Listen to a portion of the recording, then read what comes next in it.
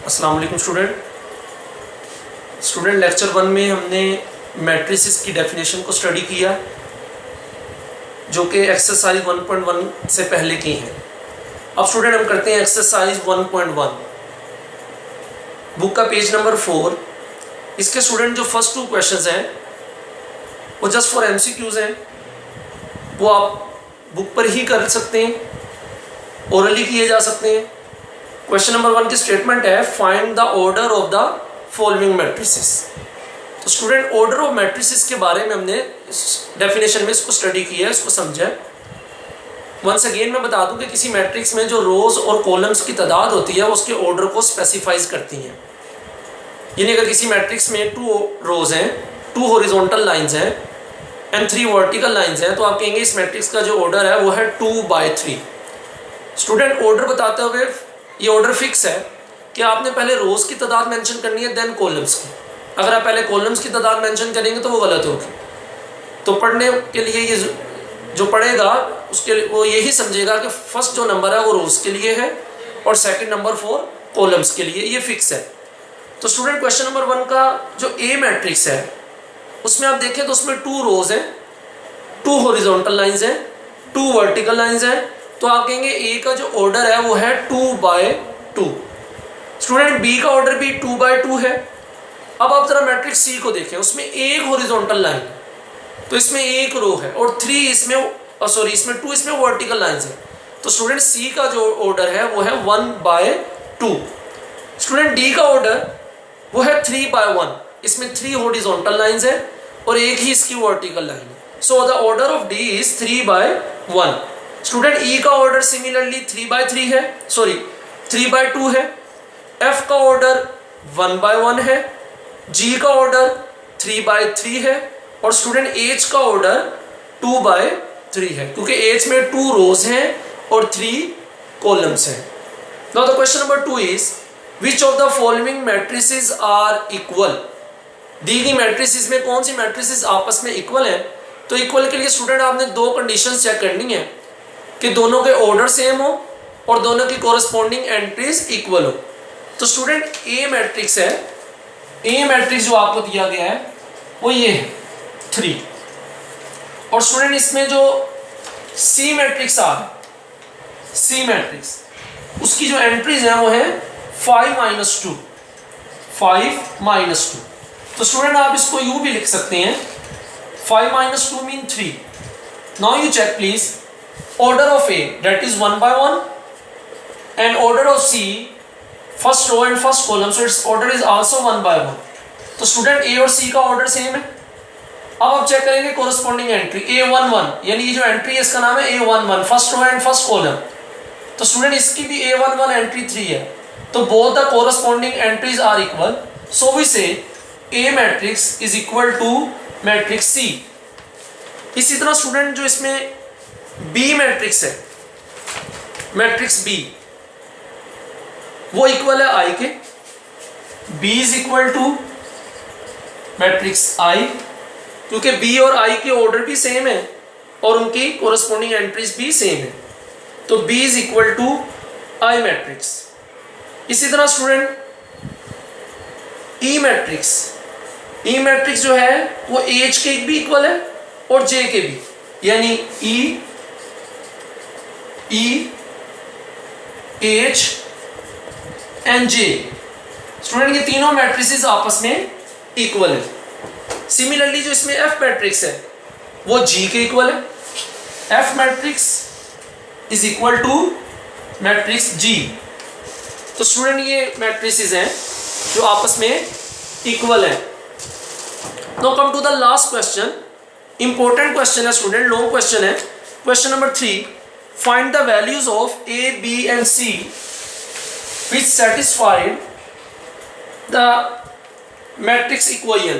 Question number 3, find the values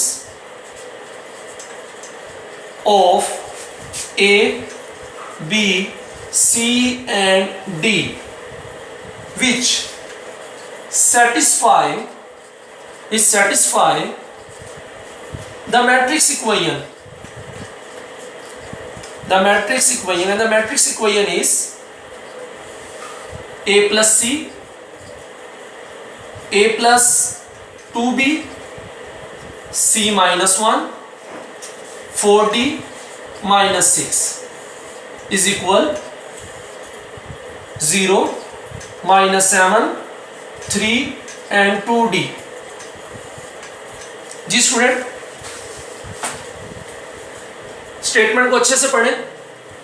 find the values of A B C and D which satisfy the matrix equation. This one is the matrix equation.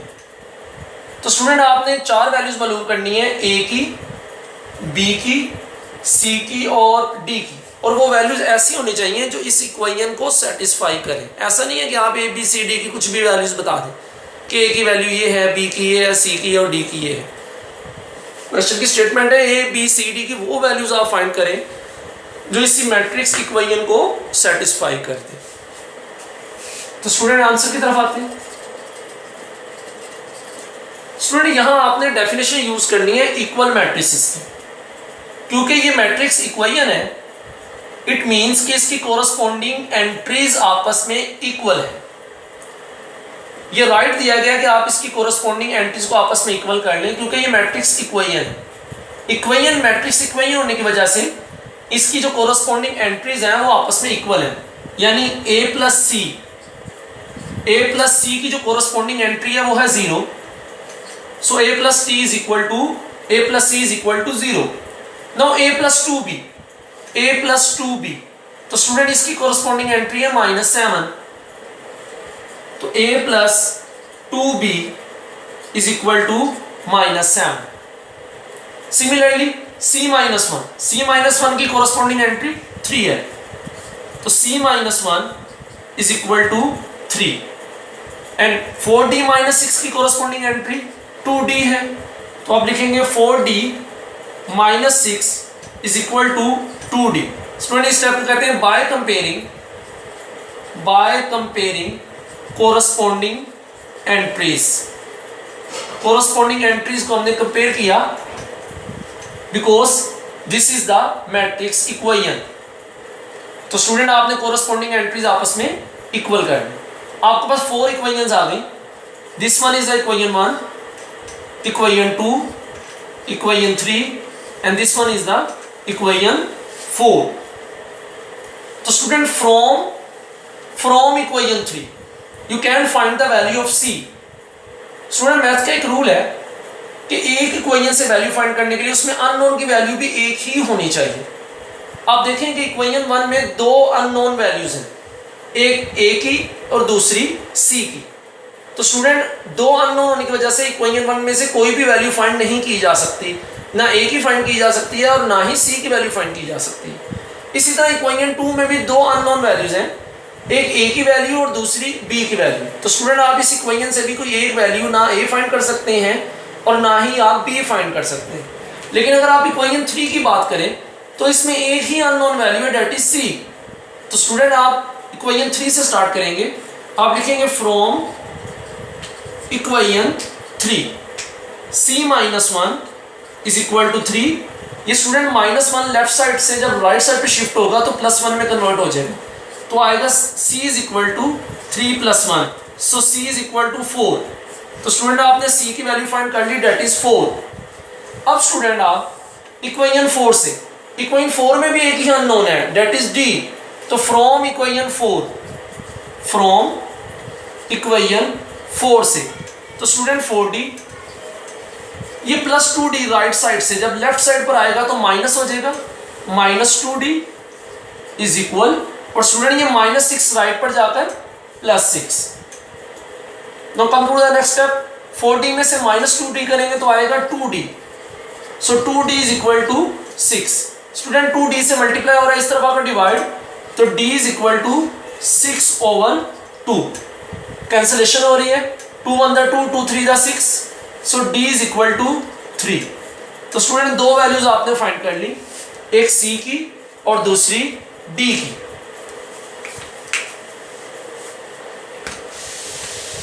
Ji student, अब अगर हम बात करें equation 1 की। तो student आपके पास दो unknown है, लेकिन उनमें से एक आपको नोन हो चुका है, आपको सी की वैल्यू फाइंड हो चुकी है। तो पुट कर दे सी की वैल्यू इक्वेशन 1 में, ताकि आपके पास ए की वैल्यू फाइंड हो जाए। तो पुट करेंगे सी की ये वाली वैल्यू 4 इन इक्वेशन 1 में। जी स्टूडेंट सब्स्टिट्यूट करते हैं, a प्लस सी की वैल्यू आपने कितनी फाइंड की है 4, तो a plus 4 is equal to 0। Student ये प्लस 4 राइट पर आकर इसका साइन चेंज हो जाएगा, तो बन जाएगा 0 minus 4 and 0 minus 4 is minus 4। तो स्टूडेंट आपके पास a की वैल्यू भी फाइंड होगी। अब आप a की वैल्यू अगर आप इक्वेशन 2 में सब्स्टिट्यूट कर दें a की जगह, तो स्टूडेंट आपके पास b की भी वैल्यू फाइंड हो जाएगी। तो पुट कर देते हैं, put a is equal to minus 4 in equation 2। जी स्टूडेंट, तो a की जगह इक्वेशन 2 में a की जगह आपने क्या सब्स्टिट्यूट करना है -4, आगे है plus 2b is equal to -7।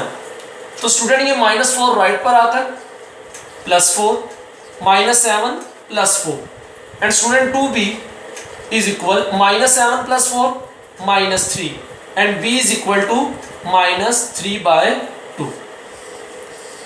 तो स्टूडेंट आपने ये चारों वैल्यूज a, b, c और d की वैल्यू फाइंड कर ली। अब स्टूडेंट उसका क्वेश्चन ये था कि आप ऐसी वैल्यू फाइंड करें जो इस इक्वेशन को सेटिस्फाई भी करती हो। तो स्टूडेंट आंसर तो आ चुका है, अब आप इसकी चेकिंग कर सकते हैं। जी स्टूडेंट चेकिंग, ये पार्ट ऑफ क्वेश्चन नहीं है, ये जस्ट आप चेक कर सकते हैं कि आपने जो आंसर निकाले हैं वो सही है कि गलत है। तो स्टूडेंट आपको जो इक्वेशन दी गई थी मैट्रिक्स इक्वेशन, वो थी a plus C, a plus 2b, c minus 1, 4d minus 6 is equal 0, -7, 3 and 2d। तो स्टूडेंट आप इसमें अननोन की जगह वैल्यू सब्स्टिट्यूट कर दें। a की वैल्यू आपने क्या फाइंड की है -4, c की वैल्यू आपने फाइंड की है +4, a की वैल्यू -4, 2 और b की वैल्यू स्टूडेंट आपने फाइंड की है -3/2, c की वैल्यू 4 -1 और 4 और d की वैल्यू स्टूडेंट आपने फाइंड की है 3 -6 इज इक्वल 0 -7 3 2। d की वैल्यू आपने निकाली है 3। तो स्टूडेंट आपने इस मैट्रिक्स इक्वेशन में a, b, c और d की चारों वैल्यूज आपने सब्स्टिट्यूट कर दी। अब आप चेक कर लें कि ये बैलेंस हो रही है कि नहीं। -4 + 4 0, स्टूडेंट ये 2 is 2 से कैंसिल, -4 और -3 date is -7, 4 - 1 3, 4 3 12, 12 - 6 that is 6 is equal 0 -7, 3 and 2 3 6। अब स्टूडेंट आप चेक करें, 0 की कोरस्पॉन्डिंग 0 है, -7 की -7 है, 3 की कोरस्पॉन्डिंग 3 एंड 6 की 6। इट मीन्स कि आपने ये जो a, b, c, d की वैल्यूज फाइंड की हैं वो इस मैट्रिक्स इक्वेशन को सेटिस्फाई कर रही है। इट मीन्स कि हमने जो a, b, c, d की वैल्यूज फाइंड की हैं वो बिल्कुल एक्यूरेट है, वो इस स्टेटमेंट के मुताबिक इस मैट्रिक्स इक्वेशन को सेटिस्फाई कर रही हैं। स्टूडेंट हमने एक्सरसाइज 1.1 कंप्लीट की है। नेक्स्ट लेक्चर में इंशाल्लाह ताला हम 1.2 की तरफ आएंगे और उससे पहले इसकी डेफिनेशंस करेंगे। ओके स्टूडेंट, टेक केयर, अल्लाह हाफिज़।